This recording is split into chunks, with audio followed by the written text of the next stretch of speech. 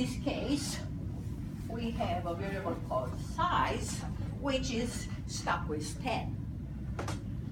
It's a convention. It's not a requirement of the language to put your name for variables a little bit different from normal variables. They stand out.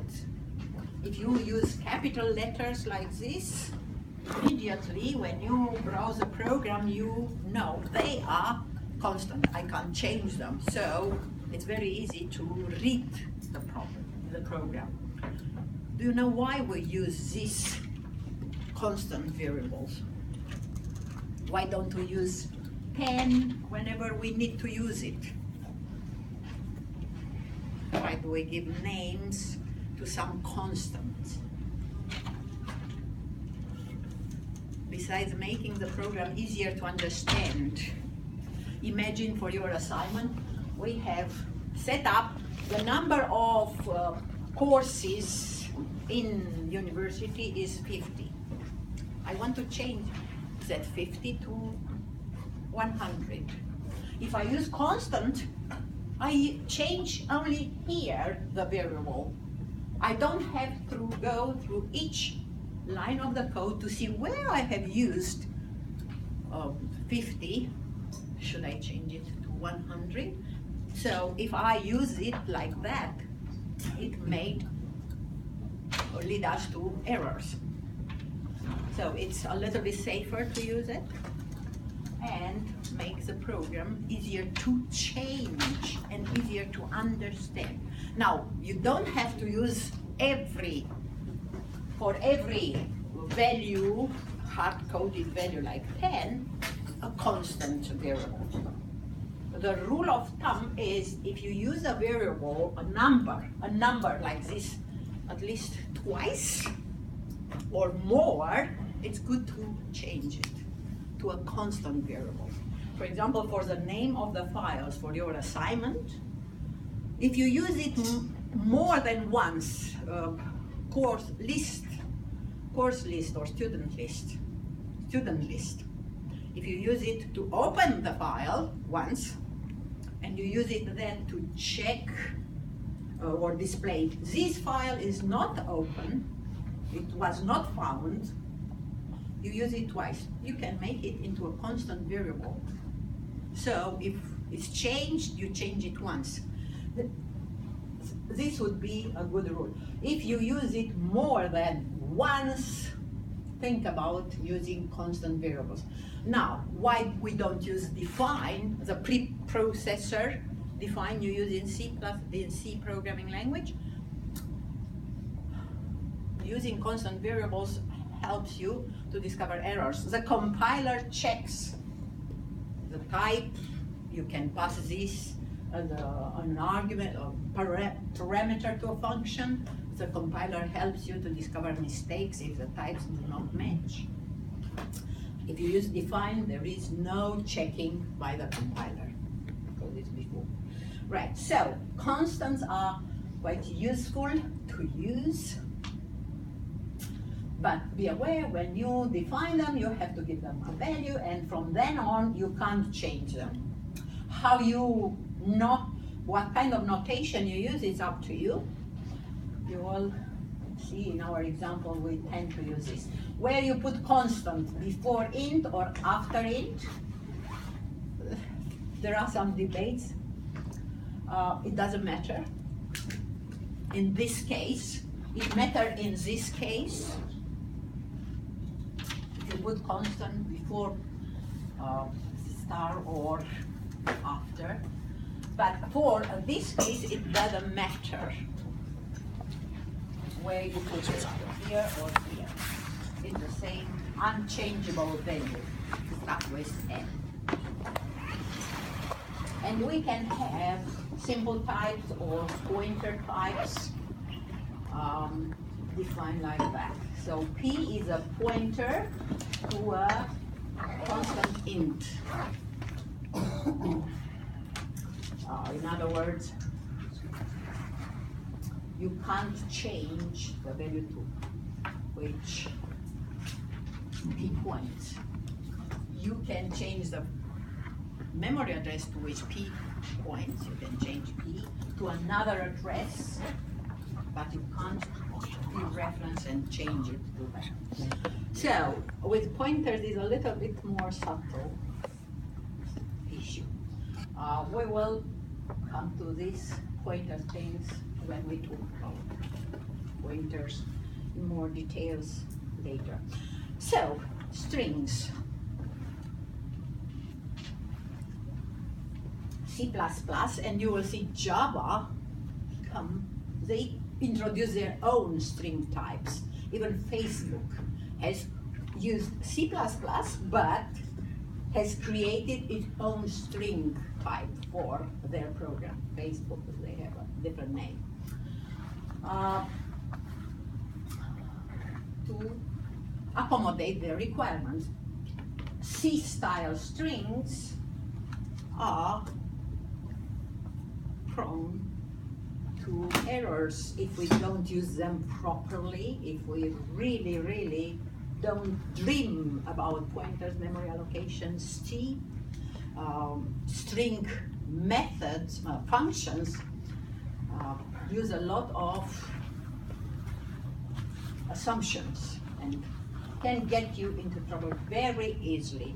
That's why C++ replaced the C-type strings. They are available. You might use them, including C string, but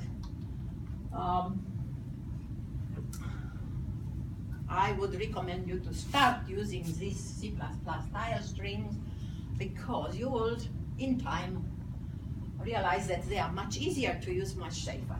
Remember, C-type strings ends with end of string characters. C++ strings, you don't know how they are implemented at the basic level. In fact, it's implemented with templates, and the string type is a synonym for a templated class, which we will talk at the end. But you don't have to know that we have an array of characters or a pointer to an array of characters. It's not our, we don't have access to that information. We have access to what facilities come with that string. How can you use it? Like, you don't have access to how integers are implemented in C++ or C language. What kind of bits? It's two complements notation, one, whatever, double, other methods. All you know is how to use integers with addition, with multiplication, and stuff like that. The same happens to strings. So strings come with its own type. You shouldn't assume that it ends with end of string character. As a matter of fact, they are implemented in a different way, and you will see when we look at sizes that end of string character is not there from our point of view. Everything is available via string header file. And then we will start looking at some of the features by running a program. So I have created this program.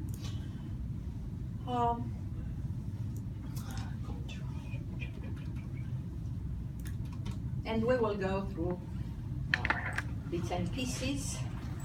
First of all, how to create string variables. I will put this program online. It's not online, but it's based on the school lecture slides. As you can see, you can create strings in different ways.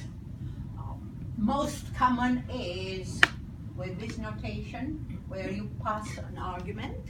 Our string S1 will have 2, 4, 5 characters. Hello, 5 characters. This is the size of the string, you will see. And you can access them individually. Location 0 with index notation. Location 1, so start with 0, 1, 2, 3, 4. Size 5, location, position, index 0 to 4. So this is the most common way. Another way to create a string variable is using this notation. So our string is called month, and we initialize it to this 5-character string. Very simple. And then you display them. The middle one, you can specify how many times this character is put together to give you a string. And okay, I have read the class. I forgot to comment out this one. So if we go back,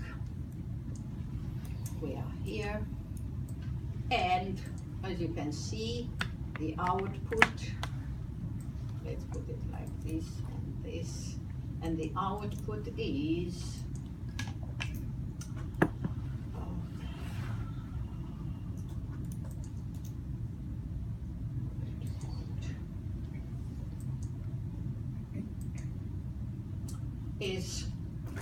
exactly what we have stored. Hello, 8 X's, and month.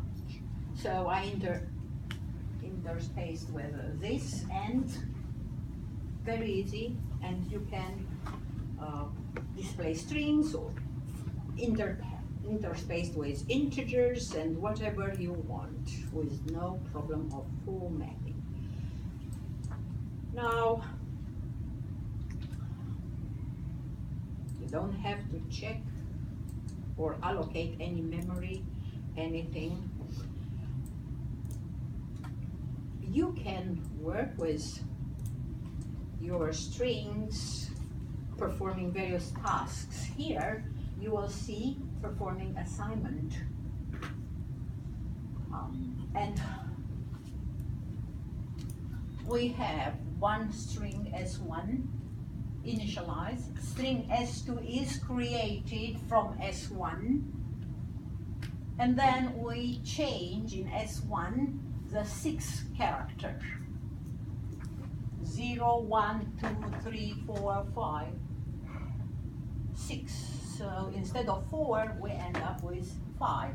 And we display those strings. This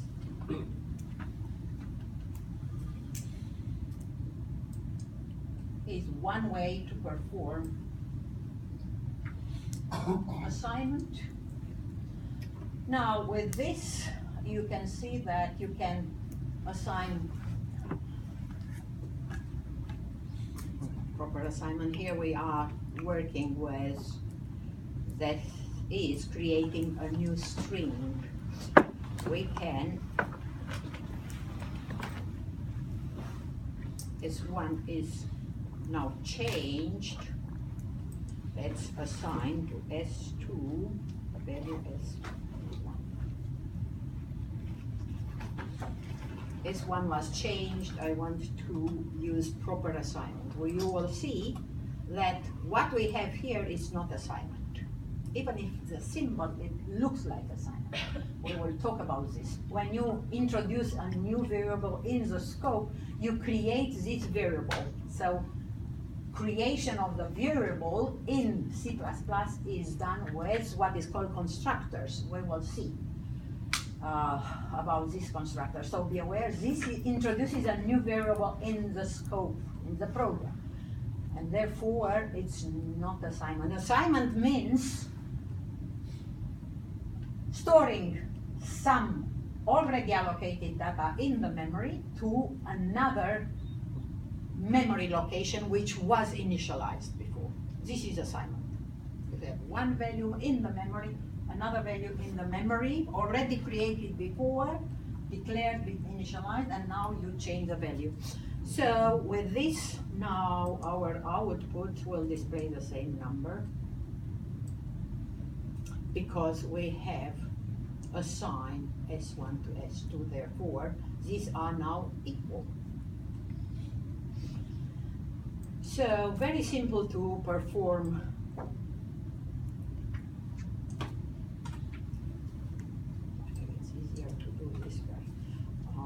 assignment, but sometimes you want to work with substrings. using assignment operator as before does not allow you much flexibility. In order to perform assigning between S1 and S3, but working with portion of strings,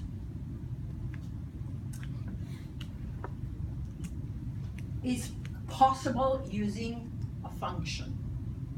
A function which is invoked on a string variable, be aware, dot operator is member operator. So what we have here, we have 3 strings declared, and you will see they get some memory location with some value which is the empty string with this. This is how C++ works. When you declare some variables of class type, it uses some default values, and you will see how this is possible when we talk about classes. And then notice that here S1 gets a new value, hello. S2 is assigned the value of S1, and S3 is assigned the value copied from S1, starting location 0, and copying 3 characters, 0, and we copy 3 characters, HEL. And this is what S3 gets, right? So this gives you more flexibility. As you can see here, we display S1, which is that one, we display S2, which is exactly identical, and S3 is this one. Now,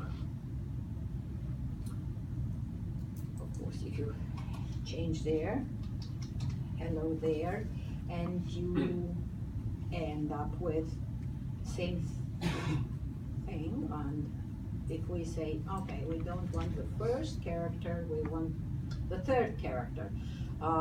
0, 1, 2, 3, 4, 5 characters, right? And so be aware there is the empty space here, which is a character.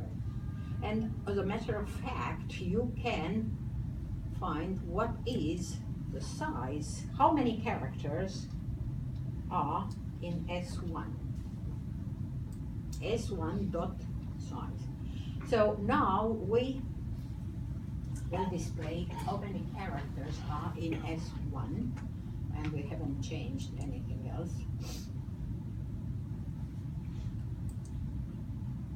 So S1 has 11 characters, as you can see. And then this is what you get when you compare them. And S2 is now this one, and S3 starts from the third, 0, 1, 2, 3, and copies L, O, and the space. So if you want to specify the size of this instead of the string itself, you will see. S3 rather than S not size. Yes. Right. You see that LO and the space, the size is 3. Exactly how many characters we have copied. Right. So as you see, you can use this in many interesting ways, and most likely you won't need to declare your own function to work on strings. There are functions there which might do your task. How to access individual characters, and C++ allows you to change individual elements in the string. Python doesn't. Strings are immutable types in Python, and they are one type of strings in Java are immutable as well. In other words, you can't change individual elements like here, but C++ strings are mutable. And as you can see, you can use access index operator like in any C-type string, or at method. Now, with this index operator, there is no error checking perform, or the error checking doesn't help you much. While with at, if you try to access outside the word, the strings character array, whatever is there, the string size, you get at runtime some problems. But when we talk about exception, we will see that we can ask if this tells us that something is wrong, we can do something else to let the program go. But for the moment, we don't go there. So A1 is hello, A2 is this. We changed the third element at third location, 0, 1, 2, 3. So we changed this with A1, A0, 1, 2 with L. So we will get hello world. Right. Now what if we get here, our string has 2, 4, 5 characters, let's say 6. Index 6 doesn't exist, right? You don't get any hint that something was not right. We try to access location 2, 4, 5, 0, 1, 2, 3, 4, 5, 6. 6 doesn't exist. But if we say, hey, whatever it was there, I can't remember, and give me something which is not valid in A1, 0, 1, 2, 3, 4, 5. 5 is the first non-valid character. You see, there is error checking. This application throw an exception, basic string at. There is an exception and we can capture that and handle the situation. Right. So you can use it, this in both sides of your, you can say, at 3 at the location 3, put the element at the location 0. It's a garbage, whatever we get, but something right. This or the other index notation, they both work. So, as you can see, we get for A2 this 0, 1, 2, 3 instead of this we get the H, which is the first element in A1. Yeah, so it works at both sides of the assignment operator, and this probably is something you might not have encountered in C language. Everything like this is a function, and what we do here, we assign a value to something which is a function after the function was invoked. We will talk about how to perform this thing. But for the moment, remember that at and index operator are interchangeable. You can use any of them if you want, but you should know the difference between index and at function. Putting together strings, again, we have two ways. One using symbols.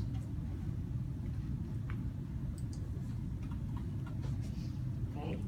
Notice we create S1, S2, and then S3 from S1.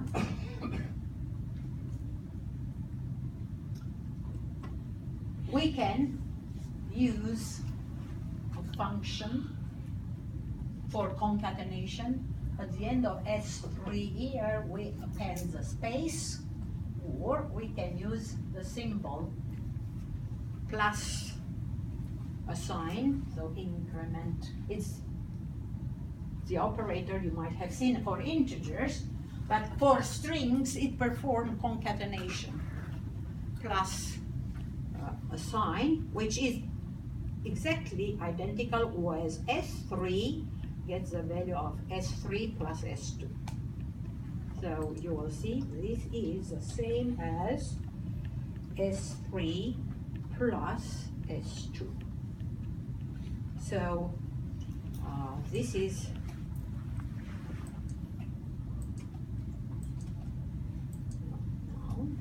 first we'll display what was the output.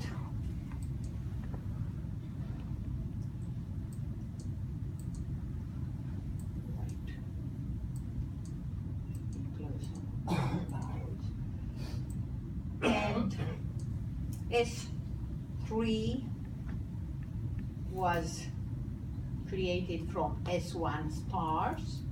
The space was appended with append, and then with this statement, wars, which is S2, was appended.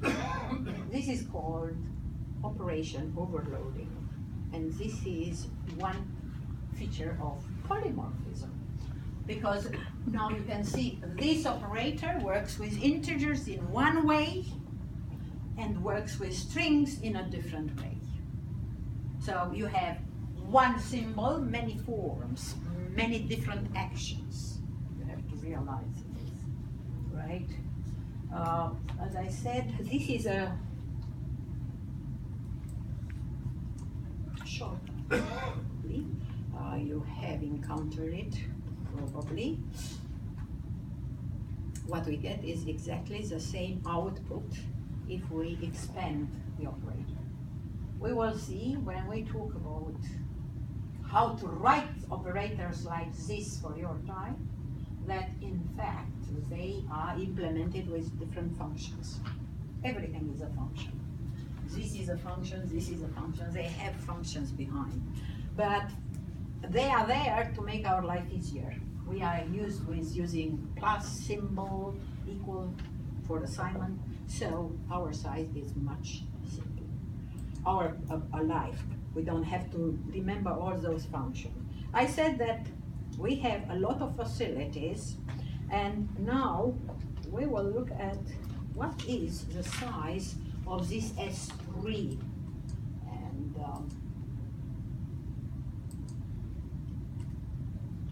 you can see the size is 9. Indeed, if you count the characters including the empty space, it's 9. In C++, we have another name.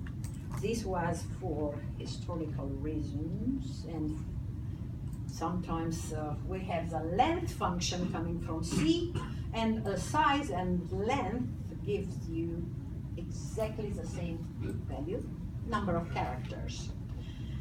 But there is another one, capacity, which refers to the memory allocation. Of course, you can guess that behind these strings, we extend them, we shrink them. There are a lot of work done behind the scenes. And capacity tells you how much memory is allocated for your string variable. And you notice that the memory is a little bit more than the number of characters. So capacity refers to how much memory is allocated for our S3 variable. Right.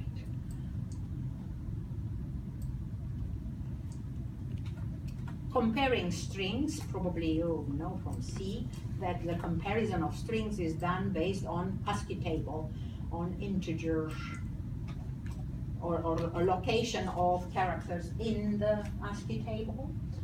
And because of that, we can compare strings.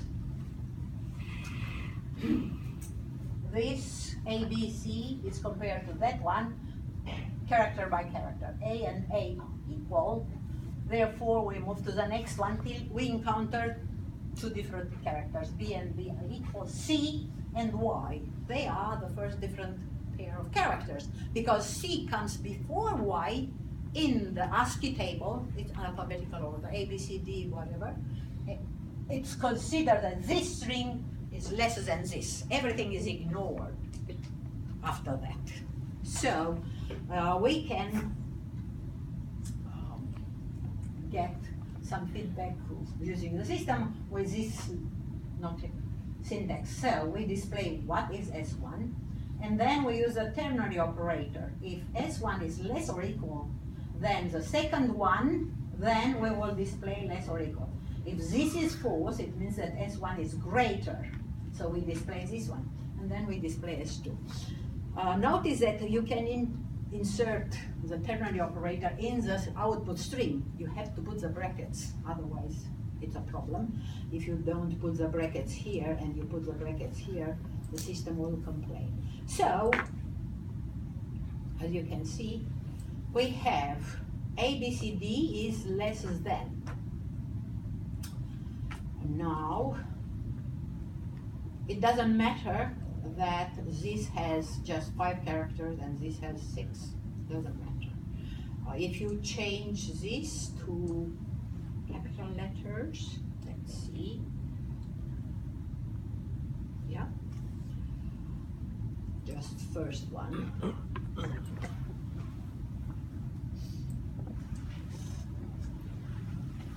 Notice A, B, C, D. Lowercase letters come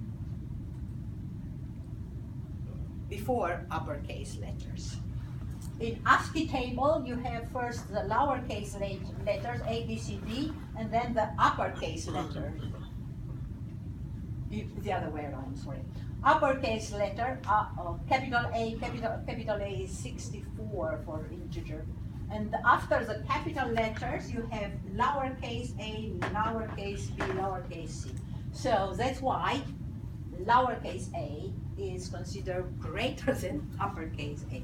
It's just a detail, you don't really need to know this, but because of this ASCII table arrangement, you have that output. But as you can see here, you can compare the whole string with another whole string with that relation operators, less or equal, and so on and so forth. To give you more flexibility, we have a function which allows you to compare substrings, parts of the string. You can compare strings as a whole, but you can compare parts of the string. So this compare function returns integer values, -1, 0, and 1. Remember the C functions. When you have compare strings, this was the approach. -1 if one string comes lexicographical order before the second string, 0 if the strings are identical, and +1 if one string is after the second string. Aha! I think that I have deleted my strings. Okay, we have to declare some strings.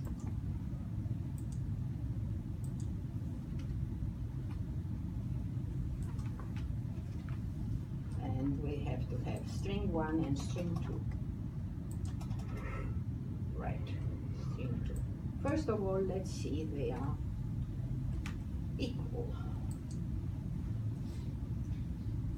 As you can see, when they are equal, you get 0.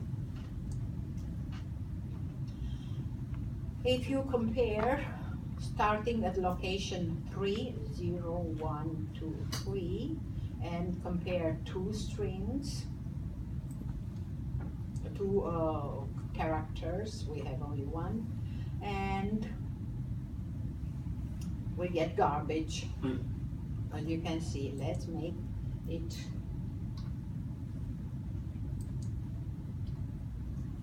so nothing is perfect.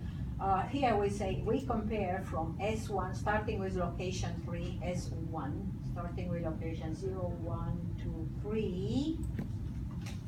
We take two characters, 0, L and U, and we look in S2 and we start at location 2, 0, 1, 2, L, and we have 4.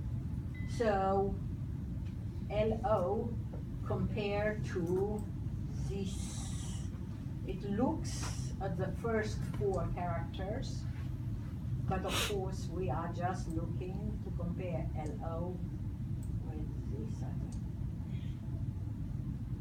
And we get 1, which tells us that LO is greater than LL. O comes after L. That's why it's 1 here. It looks at 4 characters, but of course, it compares as many as it requires. So, this is a more powerful function. Compare, it gives you a lot of information, but be aware it works with integers, not with 2 and 4s. So if we declare two strings, we can change elements, and here we say in S1 start from location 3, 0, 1, 2, 3, and erase 5 characters, 1, 2, 3, 4, 5. So what happens when erasing?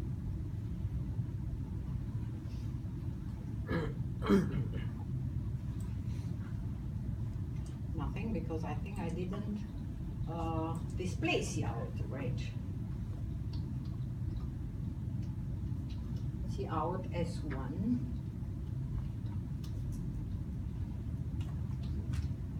And then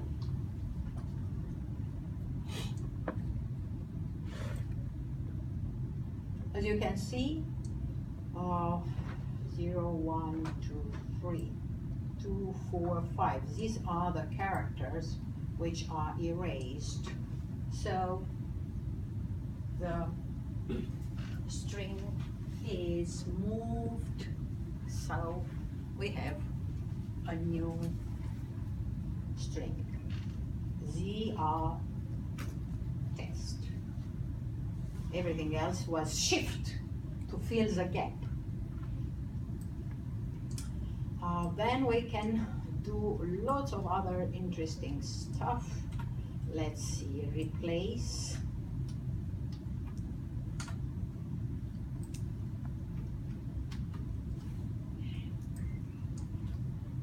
And you can replace a portion of the strings, a whole string. And I created these two strings, and then here you will see in S1 starting with location 2, 0, 1, 2, 0, 1, 2, I is the first one which is replaced, and we replace 3 characters, I, S, and the space with a whole string. In other words, it inserts it. You see, the whole string is put there. And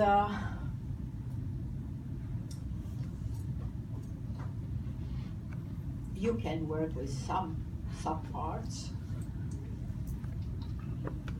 like this.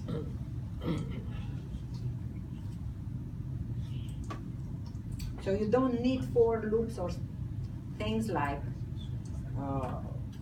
hard coding to perform tasks with strings because there are so many facilities. So in S1, starting at location 2, we replace 3 characters with what we get from S2, starting with location 1, and take using 3 characters, A, B, C. And then we display. Let me close this. Okay. So this was previously display. Now we are going for this situation.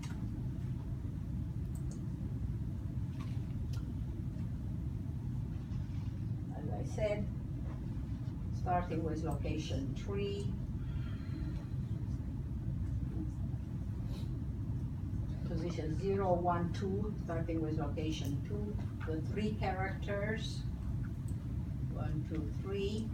These are replaced with what comes from S, starting with location 1, which is B, C, D, B, C, D, E, and everything else is as before. Be aware, characters, space is a character, so it has to be taken into account. Then we can have insertion. We already have seen that in some cases you have insertion performed with replacing. All of these are in your slides, but you don't have to remember them, of course. I should display the out, right? The best thing, if you need anything from these tools, is to go and read the string documentation. Right. And we get almost the same output as we have seen for replacing, but we here insert, starting at location 2, the whole string, and you can insert portions of the string. All kind of things. Now you can find characters in a string, find strings in a strings and substrings in a strings, but you have around 5, 6 functions looking for characters from left to right, or if you put an R in front, you can look from right to left or in reverse to give you the location.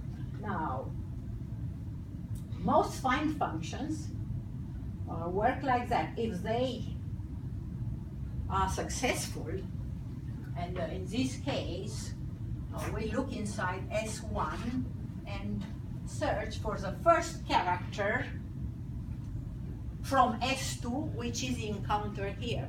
And if it's found, the function returns the index where it was found. If it's not found, it returns n position. This is a character, a constant, a public constant. Data member for a string is called n position. And in the lecture notes I mention it, is standard string n position. N position. It's a map position. N POS. It's a member of, let's put it, string variable n POS. This is a very large integer. We will show it in a second. So if the function, no matter it's find first or find last, if it finds what it's looking for, it returns an index. A number which will be between 0 and the size of the string minus 1, right? But if it doesn't find anything, then it returns a very large number, which is called in the C++ string end position. So in this case, the first character from this string, which is found in S1, is the space. And that space is found at location 0, 1, 2, 3, 4. Right? So this is why we got 4. Now remove the space. If we have these examples, no character from here is inside, is a character in the first string. So find is kind of unsuccessful. And this is the value of n position. As you can see, it's a very large integer. I think it's larger than what is available, the size for a string in C++. So in principle, when you perform strings with something, you say if index is not equal with my string variable n position, it means it was found, do the task. Else, it means it was not found, go and do something else. So this is a set of string methods you have in your lecture notes, and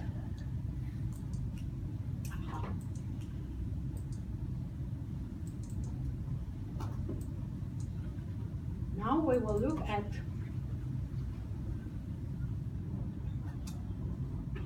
one type. It's called string streams.